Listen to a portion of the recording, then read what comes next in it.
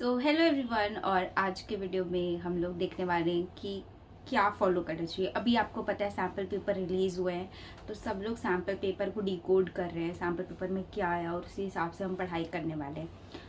या फिर हमें कोई प्रीवियस ईयर क्वेश्चन पेपर करना चाहिए, या कोई XYZ ब्रांड के, या बहुत ज़्यादा आप जानते हो अरिहंत है, ओसवाल है, MTG, इनके सारे प्रीवियस ईयर क्वेश्चन आते हैं, इनके सैम्पल पेपर्स आते हैं, इनके ऐसे होते हैं ना एक्सपेक्टेड पेपर्स आते हैं। बहुत सारे यूट्यूबर्स भी निकालते हैं पेपर एग्जाम से पहले कि ये एक्सपेक्टेड क्वेश्चन पेपर है, फिर उसको सेल करते हैं।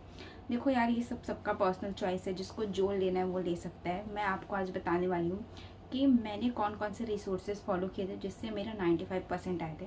मैं एक और बात बता दूं, मैंने दिया था 2022 में एग्ज़ाम, और उसमें मैंने MCQ बेस्ड क्वेश्चन की तैयारी की थी, केस बेस्ड, असर्शन, रीजनिंग, और उसके बाद लॉन्ग आंसर्स, शॉर्ट आंसर्स, सब चीज़ों की मैंने तैयारी की थी। अब आप बोलोगे कि पुराना तो पेपर इजी होता था, बट अब तो पेपर हार्ड हो गया, अब तो बोर्ड का भी लेवल बढ़ गया। ये चीज़ मैं बिल्कुल एग्री करती हूँ, बट मैंने खुद बहुत बहुत मेहनत की थी। इवन अगर आप जाके देखोगे कि MCQ बेस्ड जो क्वेश्चन थे वो इजी नहीं थे, मैंने खुद नीट और JEE लेवल तक की तैयारी करी थी, तब मैं जाके उन क्वेश्चंस को कर पाई थी। कुछ चीज़ें मैं आपको क्लियर कर देती हूँ कि आप लोग इधर उधर अभी मत भागना कि ये करना है, ये भी करना है, वो भी करना है, ये बुक खरीद लेते हैं, रेफरेंस बुक, RD शर्मा, ये सब। मतलब देखो, मैं आपको बताती हूँ, आप करो चीज़ें, बट आप पहले एक एक लेवल तक पहुंच जाओ। देखो होता क्या ना, हम ना स्टार्टिंग में ही बहुत सारी बुक्स इकट्ठा करते हैं। मैंने खुद ही सारी गलतियां की थी। तो हम पहले से इतनी सारी बुक्स खरीद लेते हैं कि अच्छा ये बुक, वो बुक, और ये करना स्टार्ट कर देते हैं, फिर उसको आधा करके छोड़ देते हैं। चीज़ें जब हार्ड लगने लगती है तब छोड़ देते हैं, और फिर हमें कुछ समझ नहीं आता कि कहाँ से स्टार्ट करें, और फिर रीस्टार्ट करना भी बहुत ज़्यादा मुश्किल हो जाता है। तो देखो, मैं आपको हमेशा बोलती हूँ, मैं अपनी शॉर्ट वीडियोस में भी बताती हूँ, लॉन्ग वीडियो में भी मैंने बताया रखा है कि हमेशा आपको अपनी बेसिक NCERT की सिलेबस के अकॉर्डिंग ही पहले चीज़ें करनी है। आप सबसे पहले अपनी NCERT को अच्छे तरीके से करो। Yes, NCERT is the Bible. लोग बोलते नहीं NCERT लेवल के क्वेश्चंस नहीं आते, ऐसा वैसा नहीं। आप पहले आप अपना सिलेबस जो है ना उसको अच्छे से डाउनलोड करो, सारी चीज़ें मार्क करो। अगर आपके पास ओल्ड NCERT है, नहीं तो अगर आपके पास न्यू NCERT है तो उसमें सिलेबस के अकॉर्डिंग ही है, ठीक है। ये दोनों आपने कर लिया। फिर आप एक अच्छे टीचर को पकड़ लो यूट्यूब से। मैंने मेंशन कर रखा है मेरे वीडियोस में कि कौन से टीचर्स को आप फॉलो कर सकते हो, नहीं तो आप कोई भी टीचर को फॉलो कर लो, और अच्छे से नोट्स बना के, लेक्चर के अच्छे से देख के, क्वेश्चन उसमें जितने भी आपको बताए जा रहे हैं उसको प्रैक्टिस करके आप चलो, ठीक है। ये आपने 3 कर लिया, आपने NCERT पढ़ ली, आपने लेक्चर्स कर लिए, फिर आप प्रीवियस ईयर क्वेश्चन सॉल्व करो। यस, आपको प्रीवियस ईयर क्वेश्चन पहले सॉल्व करना है। सारे के सारे क्वेश्चन अच्छे से सॉल्व कर लो। आपको पैटर्न दिखेगा कि ये क्वेश्चन बहुत रिपीट होता है, ऐसे क्वेश्चन आते हैं, फॉर्मूला ये है। ये आप जब प्रीवियस ईयर क्वेश्चन करोगे तब आपको समझ में आएगा आपने कौन सी चीज़ें छोड़ रखी है, कौन सी चीज़ें आपने कवर अच्छे से करनी है, फॉर्मूला शीट्स बनानी है, आपको लेक्चर्स को रिवाइज करना पड़ सकता है। तो आप ये प्रोसेस करते जाओ, ठीक है। फिर आपका जो आता है वो आपका आता है सैम्पल पेपर। देखो, आप सैम्पल पेपर आप पिछले साल के भी सॉल्व कर सकते हो, आपको खुद CBSE की वेबसाइट पे मिल जाएंगे पहले के सैम्पल पेपर। आपको एडिशनल सैम्पल पेपर भी मिल जाएंगे, और एडिशनल सैम्पल पेपर का तो एक लेवल और आप होता है। तो इसलिए पहले आप सैम्पल पेपर कर लो, फिर उसके बाद आप एडिशनल सैम्पल पेपर में भी जा सकते हो।